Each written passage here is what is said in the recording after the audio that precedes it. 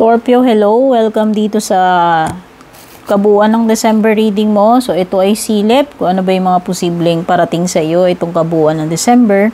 Scorpio, kung nagugustuhan mo yung mga readings ko, please don't forget to subscribe sa aking YouTube. Like and follow na lang din yung aking Facebook, Instagram, TikTok. Send lang kayo ng private message sa aking FB page kung interesado kayong mag-book or mag-inquire about personal readings. Take note, i-entertain ko lang ay mga private messages. So, mag-comment kayo dito or mag-comment kayo sa FB. Hindi ko po kayo papansinin. Papansinin ko lang po ay mga PM. Gusto ko diretso. That's my point, okay? And gawin mo lamang gabay ito, Scorpio, no? Itong mga ganitong klaseng readings ay walang guarantee na totoo or magkakatotoo. So, kunin nyo lang ano yung tumutugma sa inyo. Hindi rin ito magre-resonate for sure sa lahat. Pwedeng hindi ito mag-resonate sa iyo o hindi rin mag-resonate sa iba kasi ito ay hindi naman personal reading, no? Okay, so yun. Hanapin nyo lang yung link ng aking FB page at socials sa description itong video ilalagay ko. Scorpio, ihanda mo yung panulat mo, ibibigay ko sa iyo yung lucky day, lucky numbers mo. Hindi ko na ito ulitin, Scorpio, kasi nakakapagod. Kung nabibilisan ka, pwede mo namang i-pause o i-rewind kung may lumagpas, no? So, Scorpio, ang lucky day mo is Thursday.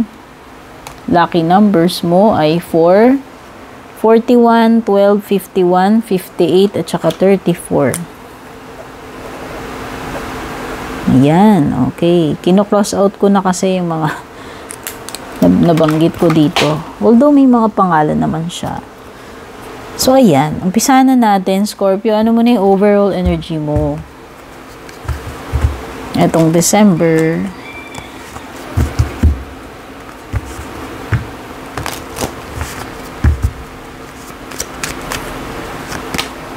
Hi, Fool! Pakikipagsapalaran. Manibagong simula, journeying, adventuring, taking a risk. So, it could mean na itong December mo is a beginning. Kung ano man itong bagay na sinimulan mo o sisimulan mo pa lamang. Okay? Yan yun.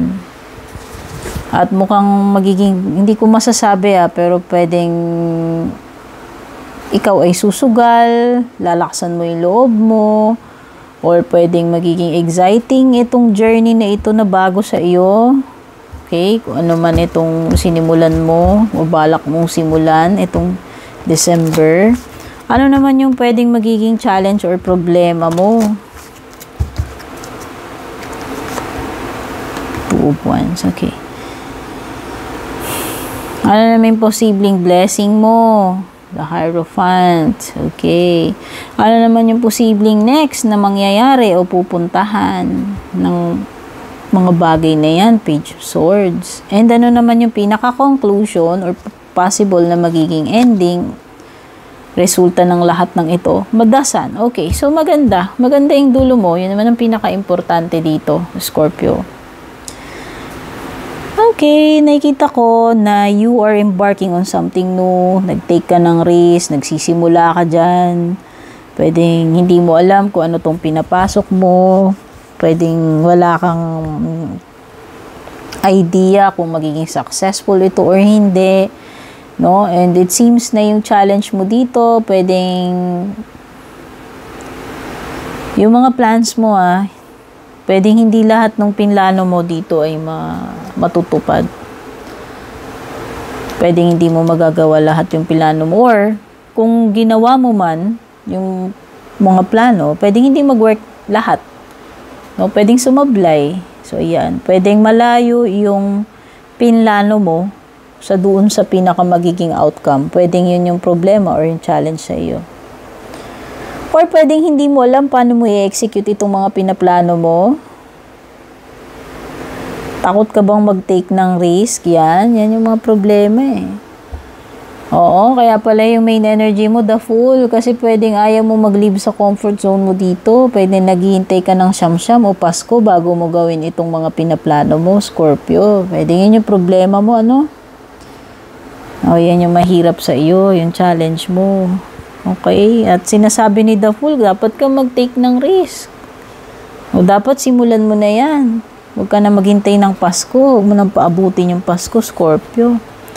So, magiging blessing mo naman dito, Scorpio. Gaya nga ng sabi ko, if ever na pumalpak itong plano mo, importante, natuto ka. You will gain something new. +1 sa wisdom, knowledge mo, experience with the Hierophant. Okay? Yan yung blessing mo. No, na if ever na mag-fail ka rito, importante, natuto ka. May nag-gain ka pa rin. No, gano'n naman yun. Hindi tayo matututo pag hindi tayo nag-fail eh. Di ba?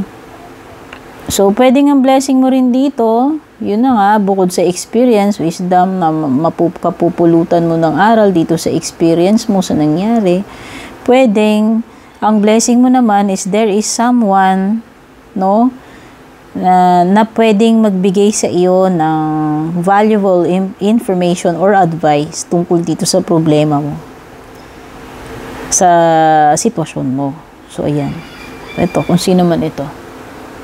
Pwedeng yan. Pwedeng merong someone na pwede mong tanungin, hingan ng advice. Knowledgeable and mapagkakatiwalaan at may malasakit sa iyo pagdating dito sa bagay na ito. Okay? So, pwedeng siya yung magtuturo sa iyo. Yun naman yung blessing mo rito. Tao man ito, hindi. This will teach you a lesson. Yun yung blessing mo, Scorpio. No? May matututunan at matututunan ka out of this experience kung pumalpak ka man dito sa challenge mo. And kung ano naman yung susunod para sa iyo, you have the Page of Swords. Okay. So, ang nafe-feel ko dito is more on paano ka didiskarte dito sa sitwasyon mo. Okay? So, marami ka pa talagang dapat aralin dito, Scorpio. And I guess, i-feed mo itong curiosity mo. Nafe-feel ko kasi sa page mo is pagiging curious and para kang sponge eh. Di ba yung sponge pag tuyo, maraming na-absorb. Ayan. So, sa tingin ko, ang next na gagawin mo is aaralin mo yung mga bagay-bagay, magiging resourceful ka. Kung nag-fail ka dito, may natutunan kang lesson, +1 sa knowledge, +1 sa wisdom, experience. And yung next na gagawin mo, is sa susunod, magiging cautious ka na. Maingat. At the same time, hindi yung maingat na ayaw ng mag-take ng risk. So, feeling ko mas matapang ka na dito mag-take ng risk. Pero andun pa rin yung pagiging wise dahil natuto ka na sa mga sablay mo, sa mistake mo. Kung ano man yung pinag-uusapan dito, sa love life man yan, sa personal mo, sa trabaho, sa negosyo, etc. Okay? So, yun yung susunod para sa iyo. No? Kasi natuto ka na dito eh. Pero hindi ka titigil doon eh. Yun nakikita ko sa page mo. Determinado ka pa rin matuto dyan ng mga panibago. Okay? Hindi pa rin nawawala yung pagiging, yung persistent na matuto. And yung pinaka-outcome mo is the sun glow up. Okay? Out of all of this, nag-fail ka man dyan, natuto ka. At least ikaw ay nakuha mo yung mga dapat mong malaman eh. Nasagot yung mga dapat masagot. No? So, kung dito, takot kang sumubok, hindi ka nag-experiment. No? At nung nag-fail ka, dun mo nalaman, dun ka na-enlighten, dun ka natuto. Anong kasunod nun? Glow up. No? Kasi nag-mature ka, may natutunan kang malaki, may nag-gain ka na experience, and magagamit mo yun. No, maia-apply mo pa rin yun sa future, sa mga susunod. Hindi yun makukuha sa iyo eh. Kasi wisdom yun eh. Yun yung something, hindi siya material eh. Natutunan mo siya, hindi siya material. Kaya hindi yan mawawala sa iyo, Scorpio. Yun na yung pinaka-outcome mo dito. Ang nakikita ko na magiging successful ka sa future. No? So, dito pa lang, December, pwedeng may glow up ka na. No? Kasi pwedeng, ito na nga yung natutunan mo eh. So, pagdating sa Sun, ito ay pagiging maaliwalas ng lahat ng bagay. Pwedeng good health, good fortune, pagiging happy, pagiging successful, gaining clarity. Yun nga, sabi ko, yung kaliwanagan na makukuha mo, halos kumpleto ito. No? Pagiging kumpleto at very positibo lahat in all areas. Okay? So, ayan, glow up indeed. Glow up yan. So, alamin naman natin, Scorpio, ano pa yung mga posibleng paparating sa iyo first week, second week, third week, and fourth week.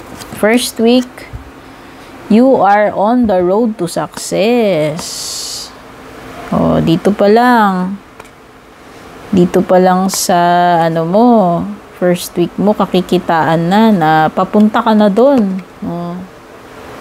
Mapunta ka na sa success. Oh. Kahit gaano katarik yung bundok na yan, mararating at mararating mo yung rurok ng tagumpay. O, papunta ka na daw.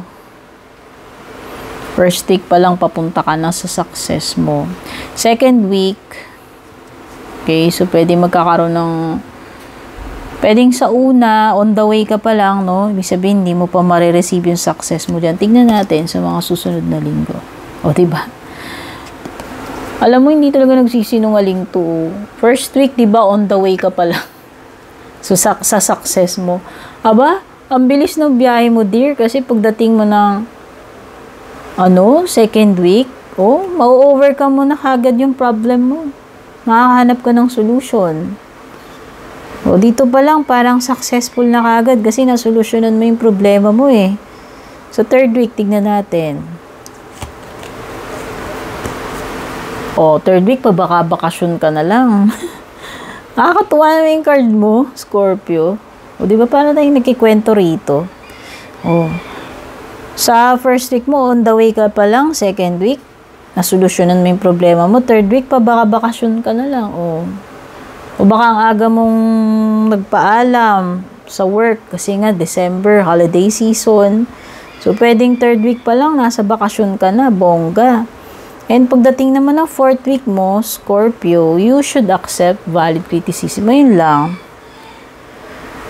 Pagdating ng fourth week, may pupuna at pupuna sa'yo. Pero sabi naman kasi dito, this is something na hindi ka pinepersonal. Valid naman daw itong puna sa'yo. So, ibig sabihin lang, professional. Walang halong personalan. Kumbaga, i-take mo na lang professionally kung sino man itong pupuna sa iyo by fourth week ng December. No? Para rin yan sa improvement mo. And when it comes to your closing message or advice, kasi aminin natin, di ba? Nagkakamali din naman tayo, hindi tayo perfecto, at minsan may mga puna. Minsan yung mga puna na yun yung gagamitin nating motivation to improve ourselves. Tama ba, Scorpio? O yan yun. Closing message advice para sa iyo is Scorpio, rejuvenating rain. Clear the past, heal the present. This is decluttering. Kung ano man yung mga dapat mong i-release. Yan yung advice sa iyo ng Oracle. This December, i-let go mo na yung mga dapat mong i-let go. Kung maraming kalat yan sa bahay mo, kung maraming kalat na tao sa buhay mo, yung mga basura, i-let go. O, kung hindi mga tao yan, mga basura, yung mga emotions na hindi na dapat nandyan, na dapat i-release mo na.